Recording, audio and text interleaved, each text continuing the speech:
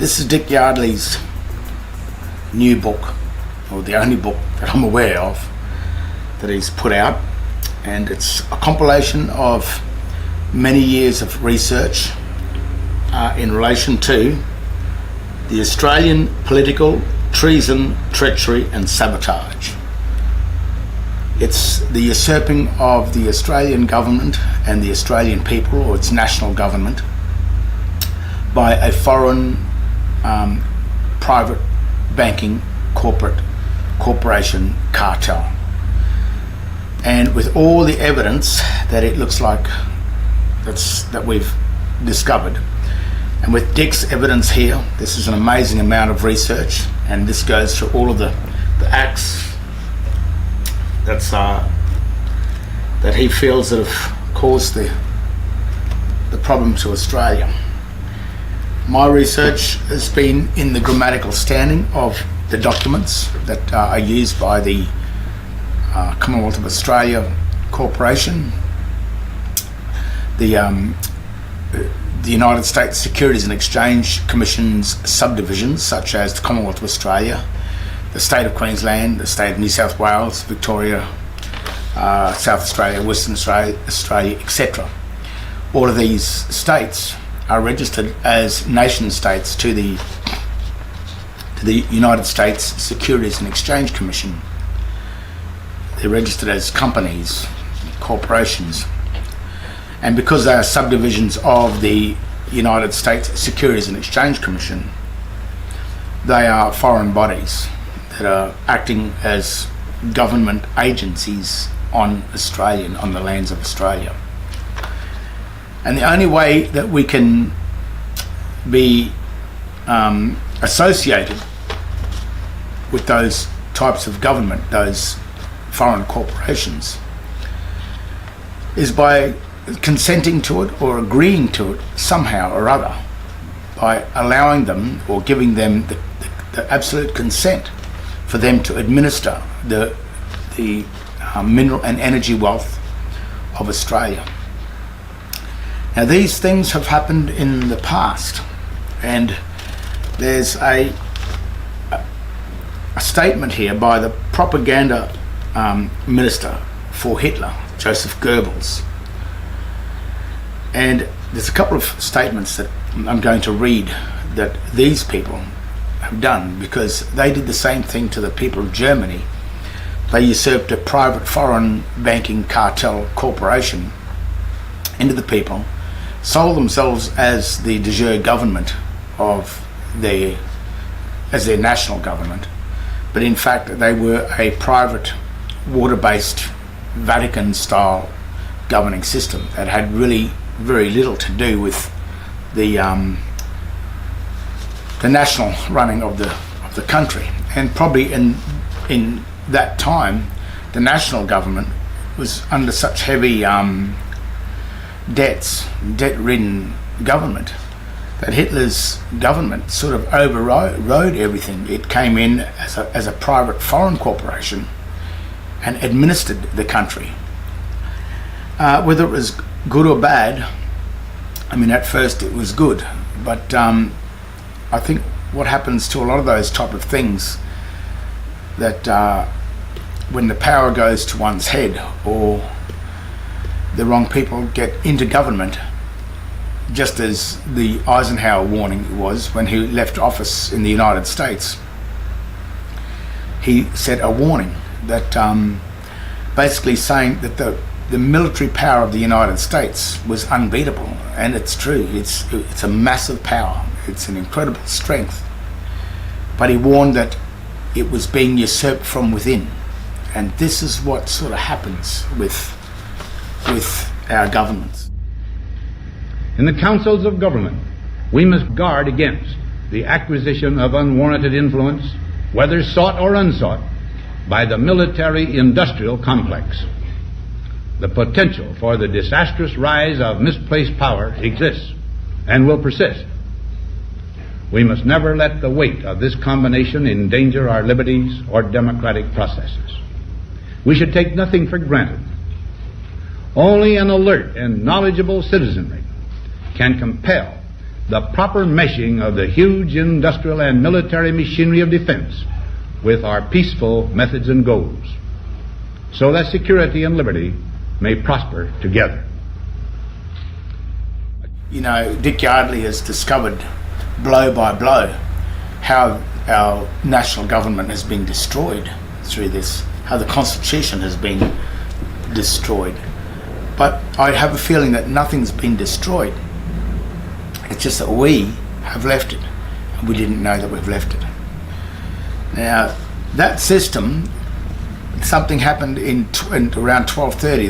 The Magna Carta was created in 1215. I think there's some other dates there.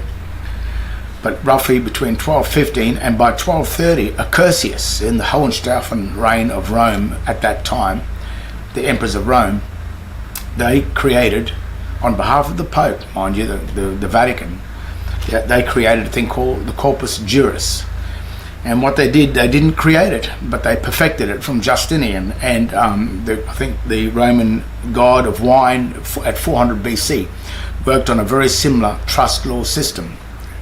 This system has been around for many thousands of years, and it's and they were not primitive. Even 2,000 years ago, 3,000, 5,000 years ago, Egypt, it was not a primitive society.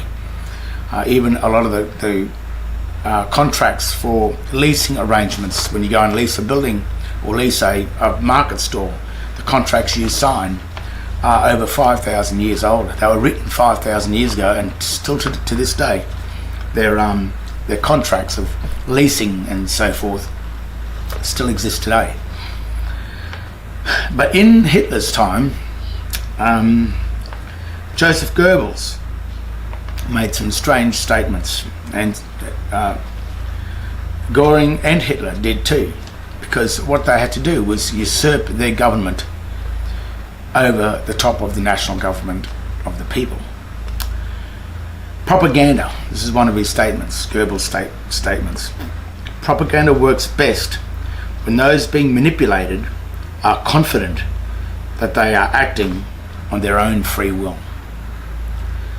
So when you think you've got freedom, you have freedom to vote, you go to vote.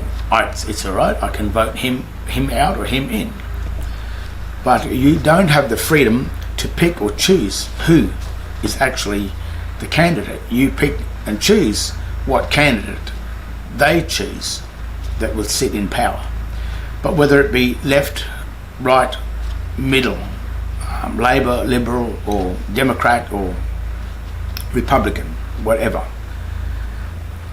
they all work for the same corporation company, which is a subdivision of the United States Securities and Exchange Commission, which is the United States Federal Reserve, which is really governed by the City of London, and which is also governed by the first debtor of the Vatican, which is probably the Rothschild dynasty, which is probably the real true Roman emperors of today.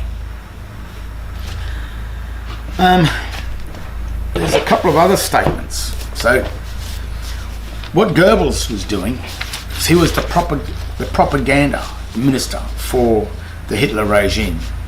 He was the one that sold their system to the people. Hitler's statements: to conquer a nation, first disarm its citizens. And you're going to start to see a lot of similar things that are happening here. Another Hitler statement: the government is lucky that the people never think.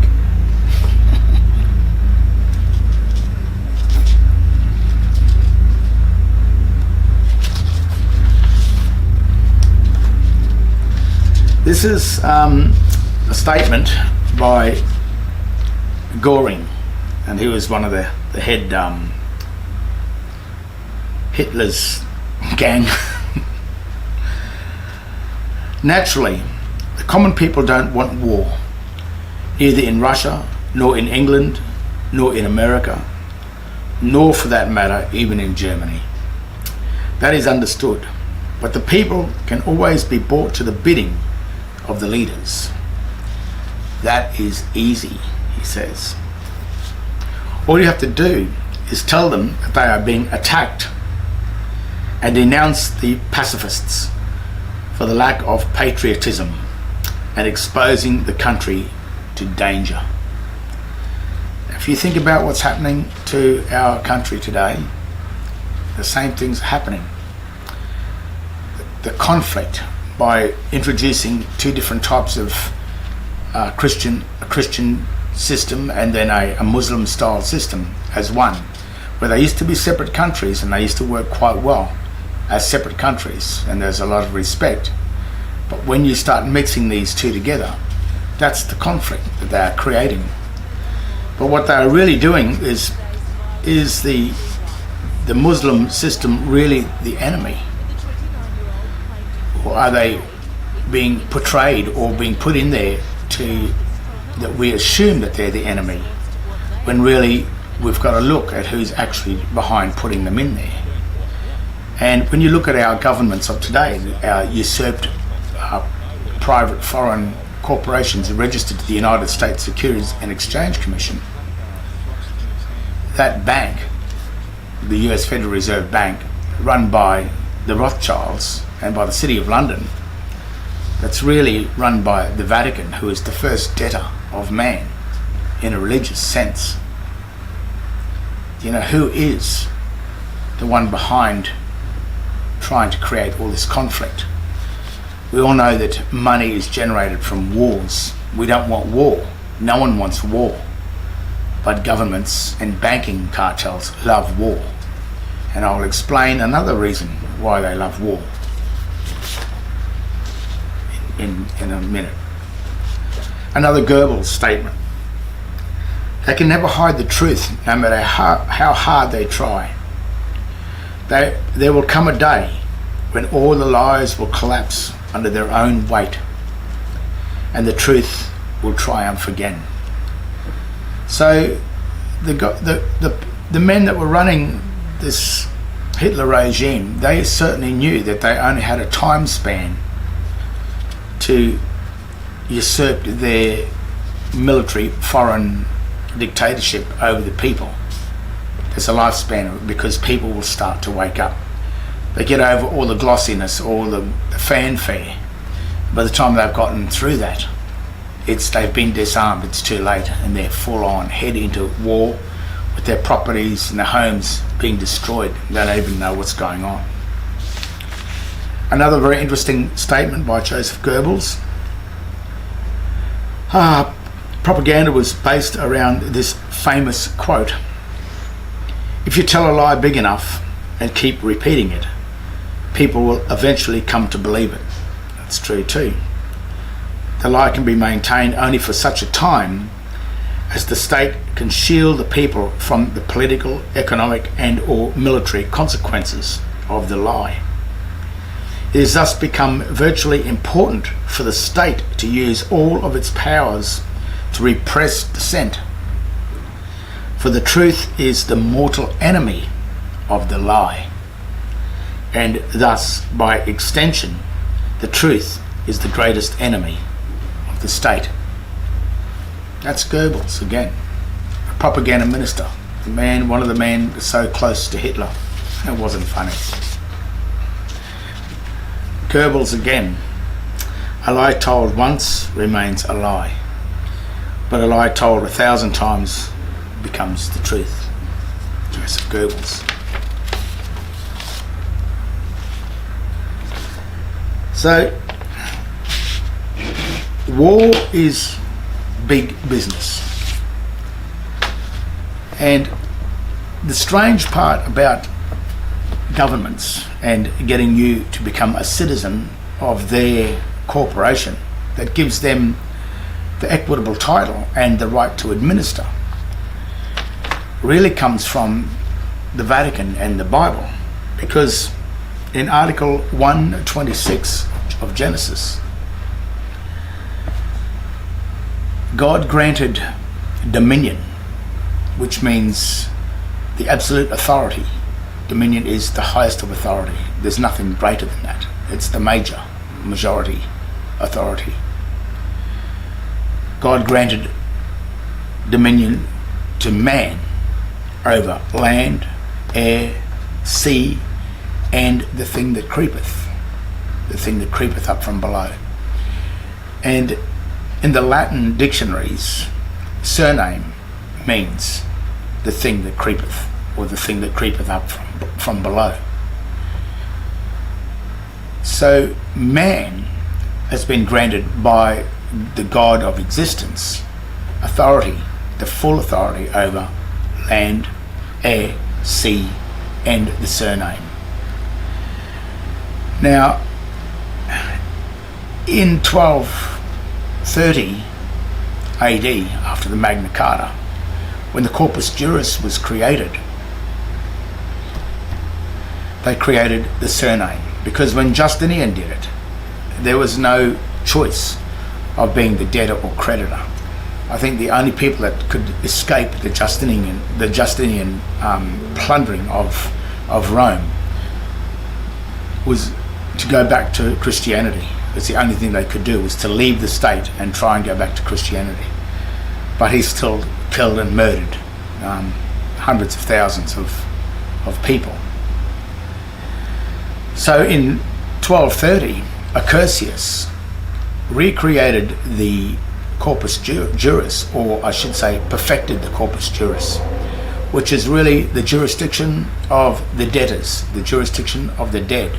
And in the Adam and Eve story, it is the house of knowledge, the tree of knowledge, the house of the debtor. It is the jurisdiction or the legal system that exists in the tree of knowledge. The tree of life is the house of the creditor. It's got nothing to do with the Corpus Juris. That is probably the common law of the land, the law of the Magna Carta, the law dealing with land, which is Eden, which is not cast off into the sea. Whereas the Corpus Juris was the law of the sea.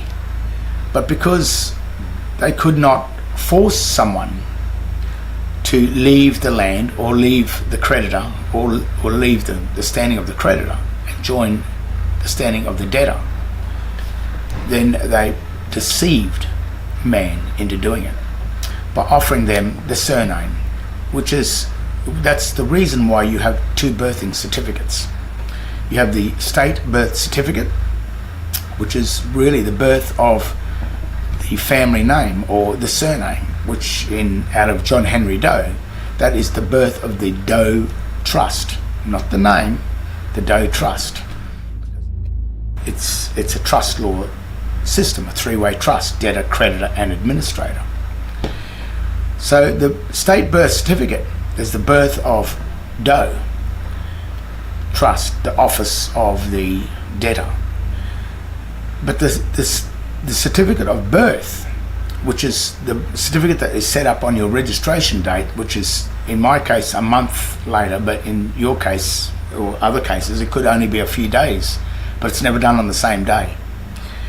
And that is the birth of the creditor trust, which is the John Henry, the Christian name trust. So the John Henry name has actually been split into two entities. That's what the extract is all about, where you've been split into two, which means really divide and conquer. So when they created this Corpus Juris, that's what you have been born into as a child, and as a child up to the age of majority, up to the age of 21. You remain in that, being protected by the state. And the state at that time was your parents, because by the time they passed the age of majority, they stayed in the debtor state. They didn't leave the debtor state at the age of majority and go over to the creditors. They stayed in the debtor state. They had the choice of going to the creditor state, but they remained holding the surname and remained in the debtor state. And of course then registered you into the state for you to be looked after until you reach the age of majority, which is the age of 21. But the word majority means major, the absolute control, the highest of authority, which is dominion. Now the states the foreign states from the water, from the Vatican, because the Vatican handles all of the laws of water. It is Mary. Mary means water, the sea. And the Virgin Mary, virgin means girl. Virgin is girl. And Mary means the sea, girl of the sea, which is the Vatican. So when you turn 21, you have the choice of remaining with the state and turning from a child into a thing called an adult. But that word adult comes from adultery. And that means that the word adultery means the worshipping of another deity apart from where you come from, or the God of existence, the first God, the real God. So when you hit 21 and you remain in the state and you don't leave and go back to the house of the creditor, if you don't drop the surname and go back to your Christian name, and if you don't know your date of birth of that Christian trust, then you won't find it.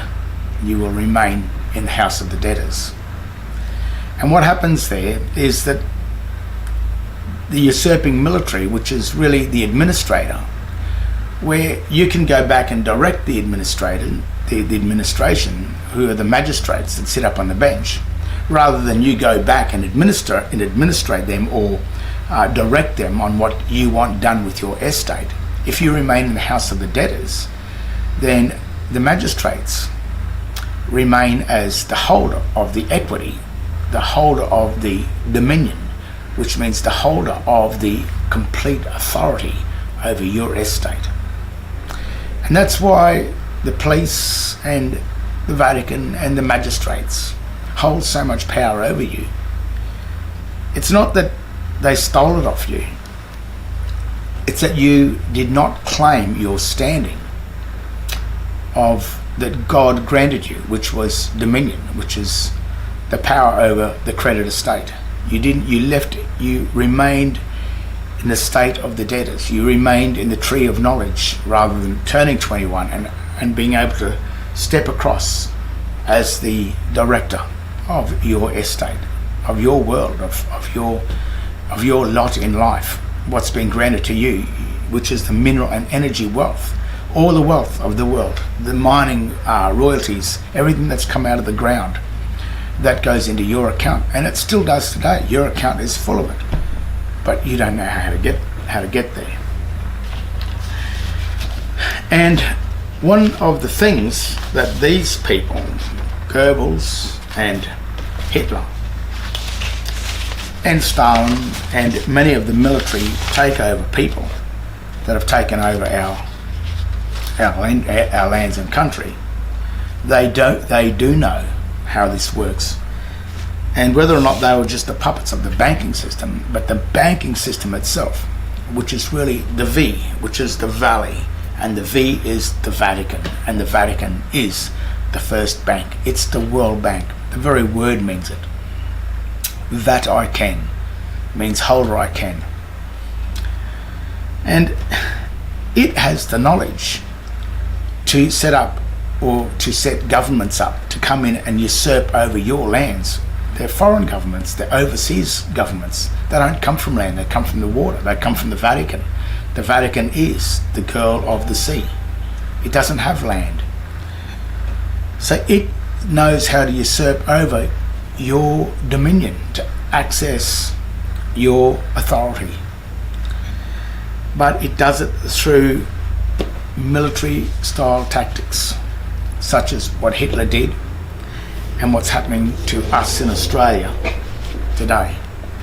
They slowly get rid of the de jure governments and usurp them with private foreign banking cartels, all just for making money and to siphon the value and the mineral and energy wealth from land, to siphon it over into the water, into the sea, into their corporations, into the maritime and the admiralty law system, from common law into admiralty, from common law into maritime law. So it's really, they are pirate ships raping and plundering the values of our lands.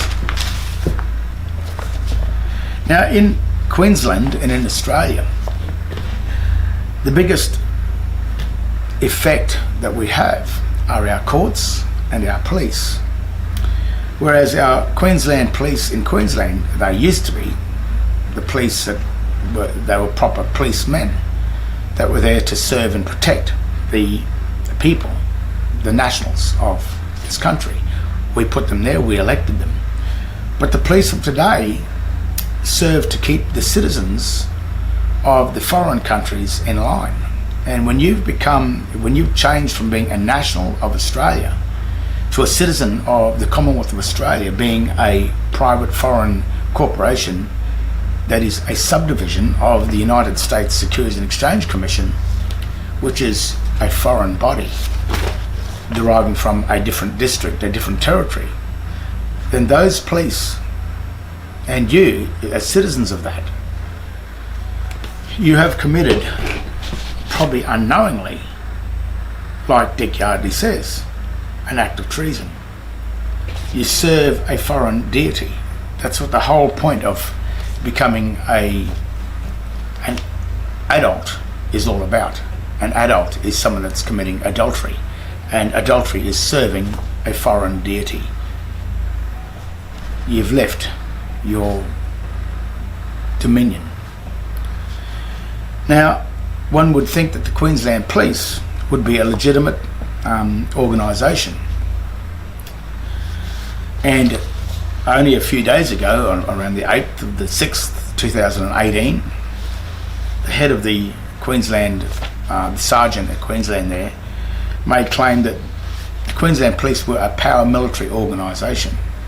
And I said, I don't think you are. But just to try and understand what a paramilitary organisation is, this came from his words. These are the things he said. Military power. Potential consists in the resources that a nation state can mobilise against other nation states for the purpose of military deterrence, defence and war. It is defined as the ability to affect the behaviour of other nation states through actual or threatened exertion of force, which is terrorism. So he claimed that he was a military organisation. But on Dun & Bradstreet, when I did the checking on Dun & Bradstreet, I found that the Queensland Police, and all of them, Queensland Police, Bank Limited, Queensland Police Service, Queensland Police Service, Queensland Police Service, Queensland Police Service, Northern Region, Queensland Police Service, Central Traffic Support, Far Northern Region, Industrial Relations Branch, North Coast Region, South Eastern Region. All of the Queensland Police entities were registered as a non-organisation on Dun & Bradstreet. And being a non-organisation was strange because the police claimed that they were an organisation. An organisation is a group of people with a particular purpose, such as business or government departments. The synonyms are company, firm, concern, operation, cooperation, a group, establishment, consortium, conglomerate, combined, syndicate, body, agency, federation. This is what they've been calling themselves. But when the word non is placed before it, it means not organised. And the antonym of organisation is disorganised. So when we go and have a look at disorganisation,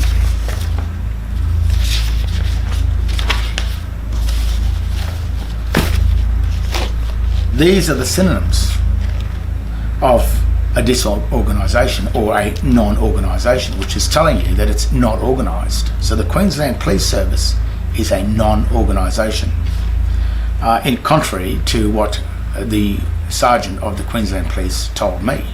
He either lied or he doesn't know what's going on.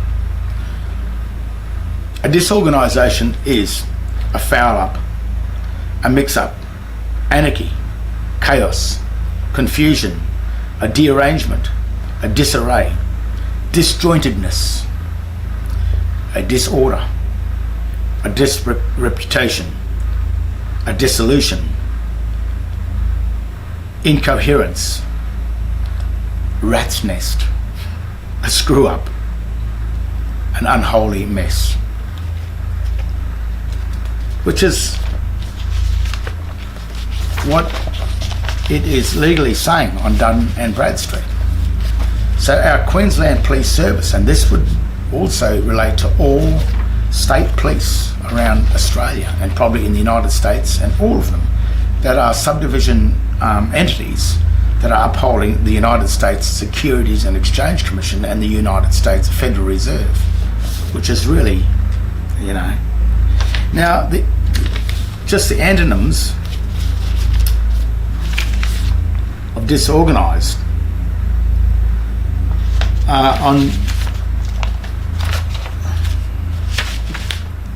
on here.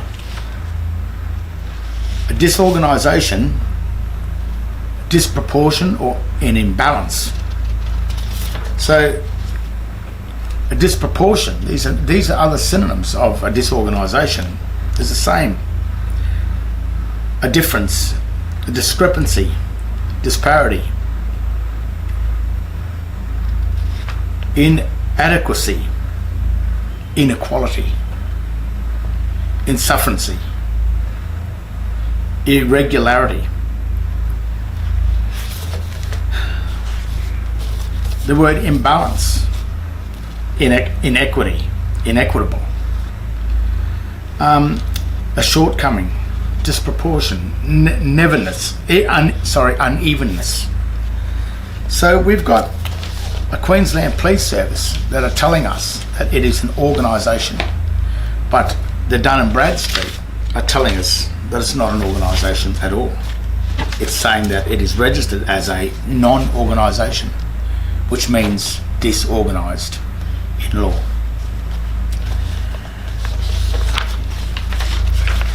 What Dick Yardley says in this book is the same thing. He's gone blow by blow how it's been usurped. And my research is just going to the grammatical standing of their documents, of who they are they registered, where are they registered, who are they registered to, and what are they registered as. And it's coming to the conclusion that, getting back to this statement here of Goring, that I think it's in here. If you tell a lie big enough and keep repeating it, people will eventually come to believe it. The lie can be maintained only for such a time as a state can shield the people from the potential economic and or military consequences of the lie.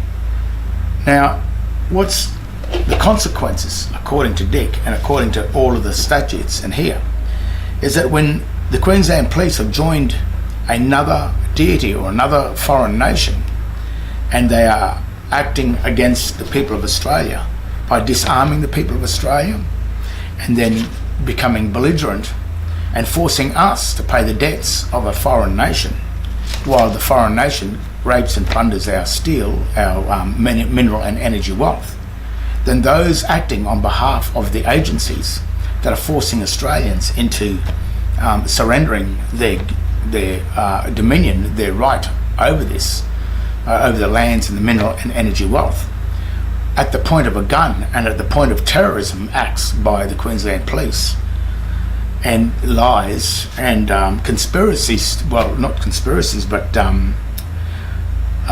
by conspiring with each other to bring false charges against people as what they did to me, or for looking, and as what they did to a lot of people. Anyone that's looking for the truth winds up in prison because they don't want the truth out. But Joseph Goebbels, even in the Hitler regime, they all warn about it. They can only get in and out as quick as they can before people start to wake up. And in this case, whether or not the United States heads of these companies have flown the coop, but have left the Queensland Police and its military back in here to deal with the mess, then there sure is going to be a mess. Goebbels, again, they can never hide the truth, no matter how hard they try, and they can't. Because it's only a matter of time when we start going through all the books, through the acts, and through the grammatical standings of their documents, how they've written and used the English languages, and they haven't used, well, they've actually used those languages against us. They can never hide the truth, no matter how hard they try. There will come a day when all the lies will collapse under their own weight, and the truth will triumph again. Well, all I can do to the Queensland Police, to government agencies, and to all state police and federal police and any other agency that's registered with the United States Securities and Exchange Commission, and that's easy to find too, because the United States Securities and Exchange Commission have not hidden anything. They put everything in the public domain because they know that you just won't look. But when you do look, you'll see it all there. They haven't hidden anything. So what is happening is that when courts, police, governments utter any of their documents or any of their acts or any of their laws in public, they are uttering a counterfeit, because everything that they have done according to the grammatical standing and by using debased Latin on their documents, which is a criminal act in itself, have created counterfeit documents, counterfeit money, counterfeit charges, counterfeit courts. So you have agreed to enter into this counterfeit, even though you didn't know what you were doing at the time, and the schools that they created didn't teach us the fraud that they're administering. They actually took out grammar and Latin from the schools in 1966 in order to make sure that you were dumbed down and you could not see the fraud on their documents. But it has come to the light, just like people like Dick Yardley again, that's done all of this research, and people like many of us researchers that have looked into this. We've finally found the truth. And the grammatical standing of any of their documents, when they use all this all uppercase text on it, renders counterfeit documents. And the only way that they can confer these documents and these charges to you is through the mail, through a sealed, signed, which is the sign language, sealed in an article, and delivered, which is delivery. And if it cannot get to you in any other way. It means that police now on the side of the road can no longer issue you a ticket, because the minute the police officer hands you a ticket, he's uttering a counterfeit. He's been caught out, just like all of those military governments are. The reason why this new government, this Third World War, that apparently, according to this document here, started in 1953, they called it a quiet war.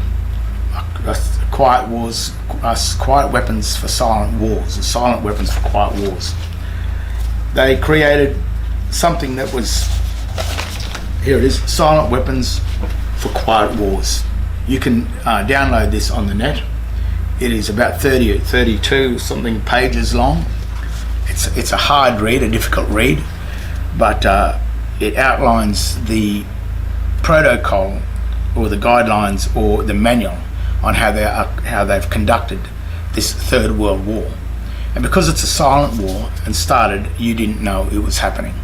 But according to these people, it is a war that was started by the banks again in 1953, as I said. The reason why war is so much that makes so much money for the bankers is because when you turn 21 and you don't claim back your estate, your dominion over your share of the country that you were born on as a national, when you turn 70, or the age when the trust expires, if you don't have a will and or testament in the correct name and the correct date of birth, the banking administrator, the foreign administrator, claims a legal right to keep the estate if a will and testament has not been found. So what they do is they keep you in the house of the debtors, so you never ever return to the house of the creditor, in order to make the will so that you can pass on to who you want to your estate, your share of your authority over the mineral and energy wealth of the lands. And what they do is they create wars while you're young and while you're gullible and while you're not even you're not aware of any of this, and they get you off to war you go. For every soldier, for every man and or woman that dies without making a will, your share of your mineral and energy wealth goes to the bank, to the US Federal Reserve. And that US Federal Reserve, people say that the bank writes up promissory notes out of thin air. It does not. It uses your authority over the mineral and energy wealth. And when you finally die, or if you don't pay the debts back, the bank accesses your right, your dominion, your ownership over the commonwealth of your land. It accesses your authority. It administers your authority. It takes your authority because you gave it to them and you remained in the house of the debtor after you turned 21. And that's why these wars go on. They make money. When you die, they take your estate, the estate that you didn't know existed. And that probably adds up into the millions of dollars per head of man, for every man and woman, that your ownership of the land that you were born on. And you must admit that Australia is one of the richest mineral and energy wealth countries in the world.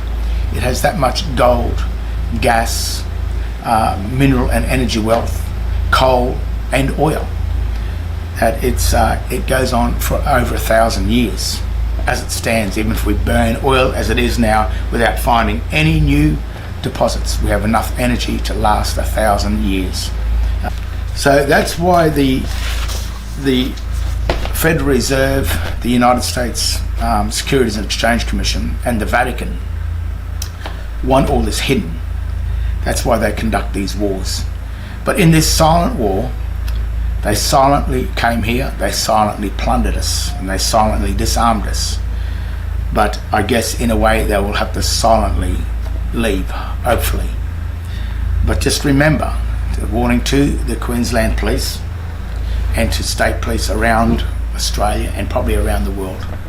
According to Dick Yardley and all the old common law laws that are still in place, you just left. But treason and treachery are still life imprisonment charges. And if you are operating against a national on Australian soil, but you were born on Australia, then you are serving a foreign deity, a foreign land, and you are aiding and abetting the theft of the mineral and energy wealth of our lands for another entity. So I would suggest from these days on and into the future that you be very careful when you're approaching people on the road, not because anyone's violent, but for your own safety in relation to the documents and what you're doing. Don't hand over anything. Don't make any rash decisions on a person or a man that you see. If you come across someone that has a strange name, you can't find him on the system, or his car doesn't add up or something like that, you know where he lives, come back later and do what you have to do. But walk away, stand down immediately and let that man or let that person go. Because you only have the ability to deal with the persons that are within the jurisdiction of the District of Columbia, the United States Securities and Exchange Commission, the subdivisions of the US Federal Reserve, whether they be the Commonwealth of Australia and the state of Queensland, Queensland Treasury Corp and the rest of the states. If they are registered there, you do have the right to administer power over them, but it's only a matter of time when they wake up and find out that they've been duped. They've been deceived through grammatical trickery and deceit caused by magistrates and lawyers. They shouldn't even be there. They have signed their oaths or sworn their oaths to the City of London, which is the Vatican. The word Canberra means Londini, which is London. Canberra means London in Latin. So you are serving London, that's fine, but you keep within the jurisdiction and within the people and the persons that are subject to your laws. You do not force anyone to join. You come across someone that you can't find in your system, walk away, stand down, because you are looking at the most hideous crime, which is treason and treachery against your own land. Your own stupidity that you've joined these other countries. Ignorance is no excuse to the law. There's a maxim. I'll leave you with this. It's a Roman maxim. It says, let those who let themselves be deceived, be deceived. But Christ says, love your neighbour in a spirit of brotherhood. So what that means is that if your brother is stupid enough or gullible enough to be deceived, don't deceive him, help him. So the Roman maxim states that you can deceive your brother, but Christ says never deceive. So if you join Rome and you go down that path, you are not with Christ. And it's only through Christ that you'll be saved. He said that. Through his name only. And his name is the creditor.